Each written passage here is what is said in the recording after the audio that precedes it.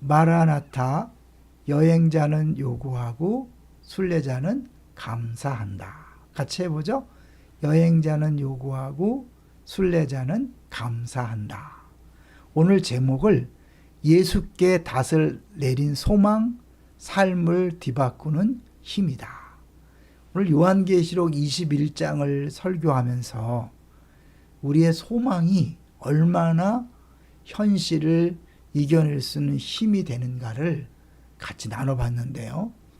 이 리 스트로벨이라는 사람이 불변의 소망이라는 책을 썼는데 그 중에 3장의 제목이 이거예요. 예수께 닷을 내린 소망, 삶을 뒤바꾸는 힘이다. 그러니까 제대로 된 소망을 갖고 있으면 현실을 얼마든지 넉넉히 이길 수 있고 또 신나고 행복하게 살 수 있다는 거죠.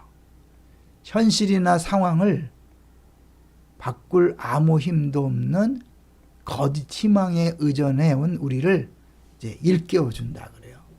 삶을 바꿀 능력이 있으며 한계도 변함도 없으신 우리의 이유 있는 소망, 예수님께 닷을 내리는 여정으로 초대한다. 그러니까 이 확실한 예수님에게 소망을 두면 우리는 현재 모든 삶이 아무리 어려워도 넉넉히 이겨낼 수 있다는 거죠. 성경이 말하는 진정한 소망은 하나님이 그분을 믿는 모든 자들에게 하신 약속을 지키실 의지도 있고 능력도 있다는 것에 대한 확신이라는 거죠. 성경은 이것을 산 소망, 살아있는 소망이죠. 이 소망은 그리스도께서 우리를 위해 죄의 대가를 치르신 일에서 나온다.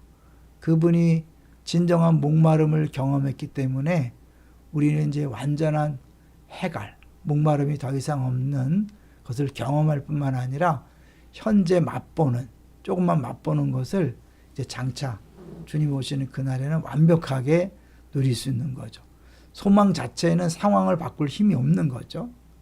이런저런 소망을 품으면 잠시 기분이 좋아지고 마치 만사가 잘 풀릴 것 같은 착각이 밀려온다. 마치라고 했네요. 하지만 소망이 효력을 발휘하려면 진정한 능력을 지닌 분께 그 닷을 내려야 한다. 그러니까 예수님에게 닷을 딱 내리면 요동하지 않는 거죠. 우리가 자꾸 이제 예수를 믿다가도 흔들리는 건 뭐냐면 예수님에게 닷을 내린 게 아니라 다른 거죠. 예수님이 주시는 어떤 것, 하나님 주시는 어떤 것에 우리의 소망을 뒀을 때는 흔들리는 거죠. 닷은 배를 움직이지 않게 하는 작용을 한다는 점에서 소망에 자주 비유됩니다. 다시 바람과 풍랑에서 배를 제자리에 머물게 하듯이 소망은 세상의 풍포와 유혹으로부터 성도들을 자기 위치에서 떠나지 않게 하며 신앙을 지키게 하기 때문입니다. 신앙이 흔들리는 것은 이제 100% 예수님이 아닌 다른 것에 기도를 열심히 할 수 있어요. 신앙생활을 열심히 할 수 있어요. 그런데 진짜 붙잡고 있는 소망이 예수님이 아니라 다른 것일 경우에는 흔들릴 수밖에 없다는 거죠. 사실 이 초대 그리스도인들이 어마어마한 핍박을 당했잖아요. 특히 로마 시대에 예수를 믿는 사람들이 이제 막 짐승의 밥이 되고 이제 막 이런데 역청을 바르고 불을 막 붙여서 불을 환하게 비치는 그런 일, 막 태워 죽이는 거죠.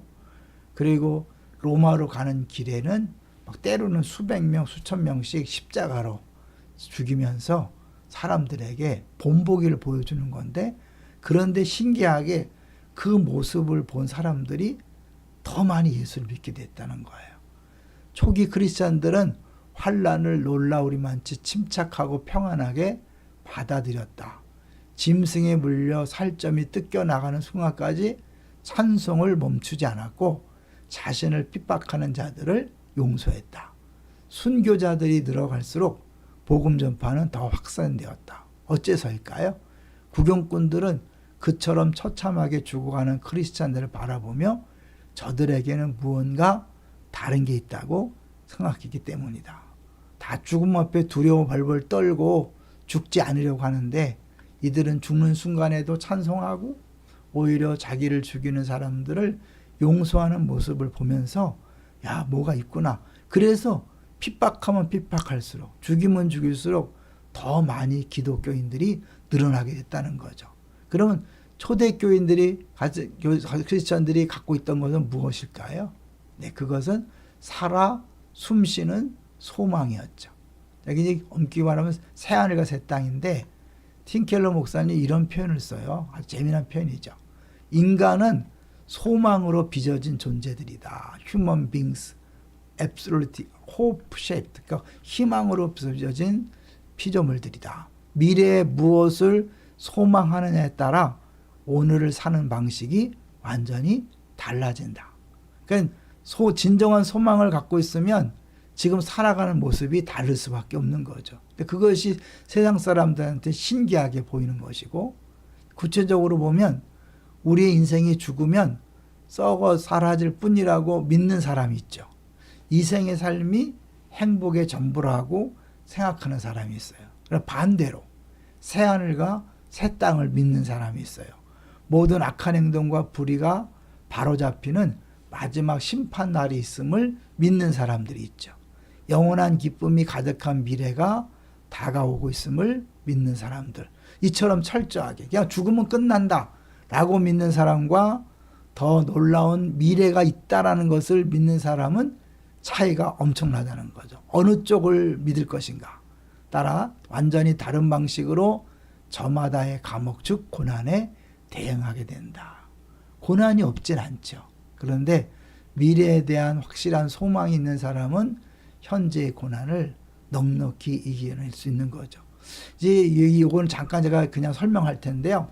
하버드 대학에 대학에서 흑인 영가에 대해서 강의하신 분이 있는데, 이 하워드 셔먼이라는 사람이 강의를 했대요. 근데 제가 흑인 영가를 보면 주로 막 내세에 대해서 주로 많이 하잖아요.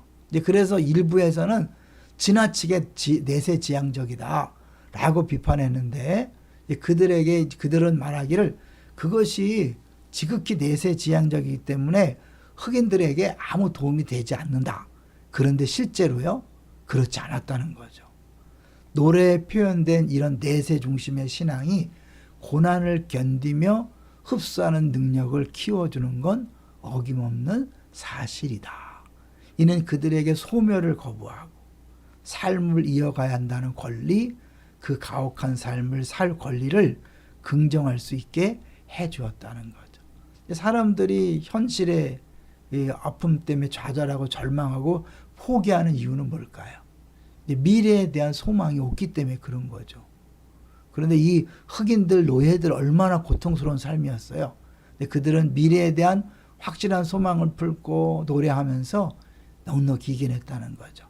노예들은 기독교 신앙을 품고 새하늘과 새 땅 그리고 마지막 심판을 믿었다고 그 학자 서먼은 주장했죠.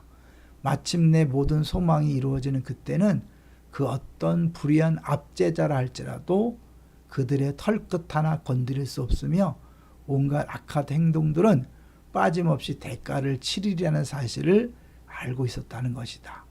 제 아무리 큰 힘으로 억눌러도 꺼트릴 수 없는 소망이었다. 어째서일까? 그들의 소망은 현재가 아니라 미래에 있었기 때문이다.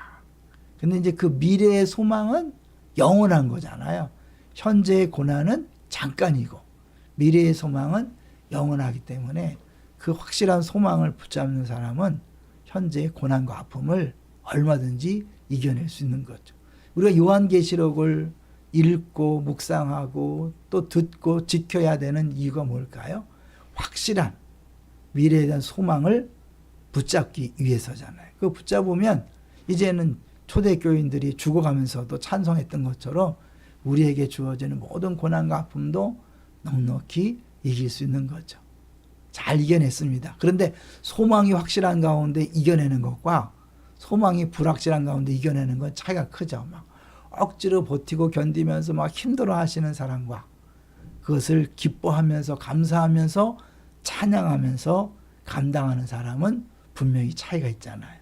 우리 모든 성도님들은 정말 미래에 대한 확실한 소망을 붙잡고 찬양하고 감사하면서 모든 고난을 넉넉히 이겨내시기를 주의 이름으로 축원합니다.